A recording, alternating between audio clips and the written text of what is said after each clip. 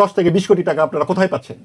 এই প্রশ্নগুলো করলে এখন বলবেন যে আপনি ফ্যাসিবাদের দোষর। আপনারা খালি বলেন আওয়ামী লীগ থাকবে না, আওয়ামী লীগ থাকবে না, আওয়ামী লীগ থাকবে না। কারণটা কি? ওই 40% ভোট আমাদের দরকার। এত এত লক্ষ লক্ষ মানুষ। না, আমরা তো জেলে গিয়েছি। আমাকে কথা বলতে বিগত 17 বছর তো বিএনপি জামাতের অনেকে জেলে গিয়েছে। কথা বলতে দেন, মানে সুবিধা ভোগ করে ওই জায়গাগুলোতে ছিলেন। কথা বলতে দেবেন তো, কথার মধ্যে কথা ঢুকবেন কেন?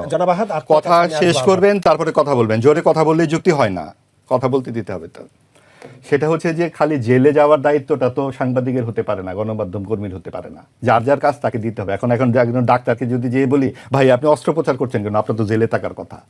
যার যার কাজটা তাকে করতে দিতে হবে। এটাই হচ্ছে আমাদের সমস্যা। কারণ আমরা জাজমেন্টটা করতে চাই, আমরা আইনটা নিজের হাতে নিব, আমরা জোরে চিৎকার করে বলবো এটা আমার যুক্তি। আমি একবারও বলছি না যে আওয়ামী লীগকে আনতে হবে এই নির্বাচনে। আমি বলছি সরকারের দায়িত্বটা কি। অন্তর্ভুক্তিমূলক নির্বাচনে সরকার কি করে সিদ্ধান্ত নেয় আওয়ামী লীগ থাকবে না? সরকারকে উচিত, হ্যাঁ, যাদের কোনো মামলা নাই তারা ছাড়া যদি আপনারা আসতে পারেন আসেন। এখানে কোটি কোটি মানুষ আছে যারা আওয়ামী লীগের সমর্থক, ভোট দেন। কারণ যেটা গ্রাহ্য নির্বাচন সর্বশেষ 8 সাল, 2001 সাল, 96 সাল এবং 91 সালে এই 4টা নির্বাচনে হয় বিএনপি 40% পেয়েছেন, না হয় আওয়ামী লীগ গড়ে 40% করে ভোট পেয়েছে। এই যে ভোটগুলো, তারা কি এই নির্বাচনে থাকবে না? তাদেরকে আমরা বলবো যে কেন আপনি সমাজে থাকবেন? আপনার 5 ভাই, 2 ভাই চুরি করেছে, আপনি বলবেন পিতার সম্পত্তি থেকে আমি আপনাকে বঞ্চিত করে দেব? আপনি বলবেন হ্যাঁ তুমি চুরি করেছো, তুমি ডাকাতি করেছো, তার জন্য তোমার এই শাস্তি, কিন্তু পিতার সম্পত্তির তুমি অংশে ভাগ। এটাই বলে অন্তর্ভুক্তিমূলক সমাজ। আপনার সাথে আমার বিবাদ থাকবে, বিরোধ থাকবে, এবং এই সমস্ত কথাবার্তা খুবই বাতুলতাপূর্ণ যে আপনারা 17 বছরে কি করেছেন, না হলে এই জিনিস হলো কিভাবে, আওয়ামী লীগ হলো কিভাবে, এই 17 বছর আপনারা কি করেছেন? এই যে 14 সালের নির্বাচন হলো, ঢাকা বিশ্ববিদ্যালয়ে একটি মিছিল হয়েছে রাতের ভোটের বিরুদ্ধে। এই যে আজকে বড় বড় কথা বলছেন এই সমস্ত ছাত্র নেতারা, তারা তো আওয়ামী লীগের বঙ্গবন্ধুর নামে গুণগান গেয়েছেন। তার সকল ভিডিও আমরা কয়েকদিন পর পর দেখতে পাই। কি হয়েছিল সেগুলা? আমরা যারা কথা বলছি এখন এই যে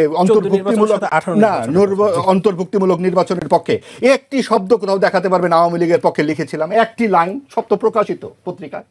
এবং এই 24-এর নির্বাচনের বিরুদ্ধে সাংবাদিকরা কিভাবে লিখেছে গণমাধ্যমে, এইভাবে গলা টিপে দেওয়ার মধ্যেও, সেটা বিএনপির যারা তখন জেলে ছিলেন তারা জানেন। বিএনপির নেতারা বলেছেন এসে যে সাংবাদিকরা একটা বড় ভূমিকা পালন করেছেন। পত্রিকা বিক্রি হয়েছে গণ অভ্যুত্থানের সময় এক একটা সংখ্যা 50 টাকা, 100 টাকা করে। কেন?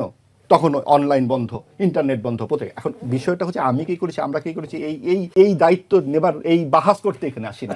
বাহাসটা হচ্ছে, কথাটি বলতে দেন, কথাটি হচ্ছে নীতি কথার যে রাজনীতি, সেটা কোথায়? আপনারা একটা দল বানিয়েছেন, তার ঘোষণাপত্র কোথায়? আপনারা কি সমাজতান্ত্রিক, আপনারা কি রাজতান্ত্রিক, নাকি আপনারা গোলাকার, আপনাকে মধ্যপিণ্ড, আমরা জানি না। আপনারা খালি বলেন আওয়ামী লীগ থাকবে না, আওয়ামী লীগ থাকবে না, আওয়ামী লীগ থাকবে না। কারণটা কি? ওই 40% ভোট আমাদের দরকার। এটা বিএনপিও চায়, ওই 40% ভোট আমাদের দরকার। এটা জামাতও চায়, ওই 40% ভোট আমাদের দরকার। তারা বলতে পারছে না, লজ্জায় না। এটাকে কিভাবে বলবে? এটা কি বলা যায় নাকি? তাদের আদর্শ কোথায়? আমরা কেন আপনাকে ভোট দিব? আপনার এক্সপেরিয়েন্স কি? আপনি সমাজের জন্য আপনার কি, আপনার ধারণাপত্র কি, আপনারা কি করেছেন? আপনারা হঠাৎ করে পাজেরো গাড়িতে চড়ছেন কি করে? আপনারা এই যে নির্বাচনটা আপনারা করবেন, আপনাদেরই এক নেতা বলেছেন একটা আসনে নির্বাচন করতে 10 থেকে 20 কোটি টাকা লাগে। তাহলে সেই 10 থেকে 20 কোটি টাকা আপনারা কোথায় পাচ্ছেন? এই প্রশ্নগুলো করলে এখন বলবেন যে আপনি ফ্যাসিবাদের দোষর। হ্যাঁ, আমরা সেই ফ্যাসিবাদেরই দোষর, যে ফ্যাসিবাদ 69 তৈরি করেছে, যেই ফ্যাসিবাদ 71 তৈরি করেছে, যেই ফ্যাসিবাদ বাংলাদেশপন্থী রাজনীতির কথা বলে, যে ধর্মনিরপেক্ষতা ও সমাজতন্ত্র এই 72-এর সংবিধানের অংশ। এবং 72-এর সংবিধানে কোথায় লেখা আছে যে রাতে ভোট করা যাবে? কোথায় লেখা আছে যে আপনার এই স্বৈরাচারী হতে হবে? এগুলো তো আপনি যতই লিখুন, এরশাদ যে আসছিল কোন সংবিধানের আওতায় এসেছিল? বারবার যে সামরিক শাসন হয় কোন সংবিধানের আশকারায় হয়? আপনারা যেই দিকে দেশটাকে নিয়ে যেতে চাচ্ছেন সেটা তো পাকিস্তানের দিক। আপনারা ভারত বিরোধিতার নামে পাকিস্তানের পক্ষে থাকতে বলেন। আমরা ভারতের চোখে চোখ রেখে যেভাবে কথা বলবো, আমরা পাকিস্তানের চোখে চোখ রেখেও সেভাবে কথা বলবো। পাকিস্তান একটি ব্যর্থ রাষ্ট্র, ধর্মভিত্তিক রাষ্ট্র যেভাবে ব্যর্থতায় পর্যবসিত হয় তার প্রমাণ হচ্ছে পাকিস্তান। আমরা বাংলাদেশকে বাংলাস্তান বানাতে পারি না, এবং সেই কারণেই আমাদের এই আপত্তি। আমরা এই প্রত্যেকের সমমর্যাদা চাই। যারা এই দেশে বাস করবেন, চোর ডাকাত রাহাজানি যিনি করেন, যিনি একেবারে ছিচকে চোর, তারও সমান অধিকার আছে, তারও কণ্ঠস্বর সমাজে থাকতে হবে। কারণ সমাজ, রাষ্ট্র তাকে সেই সুবিধাটুকু দিচ্ছে না। রাষ্ট্রকে সাধারণ মানুষের পাশে যেতে হবে।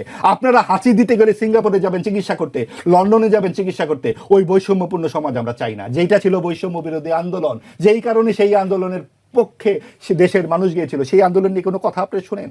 বৈষম্য বিরোধিতা নিয়ে কোনো কথা আপনারা শুনেন? আমরা 400 কোটি টাকা দেখি এক ছাত্র নেতার হাতে। এটা কোন রাজনীতি? আমরা সেই রাজনীতির বিরোধিতা করি।